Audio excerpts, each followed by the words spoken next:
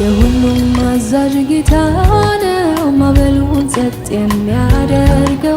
ማዕበል ወጀቡ የሚሰሙት ሰምተው የሚታዘዙለት በባህር ለሚራመደው ሁሉ በሁሉ የሆነው ስፍራውን ሁሉ ይዞታል። ታዲያ እኛ ምን ያስፈራናል? ስፍራውን ሁሉ ይዞታል። ታዲያ እኛ ምን ያስፈራናል? ጌታ ኢየሱስ ተኝቶበት ስፍራውን ሁሉ ተቆጣጥሮት ማዕበል ቢነሳ ወጀቡ እንዴት ይሰጥማል መርከቡ? እንዴት ይሰጥማል መርከቡ?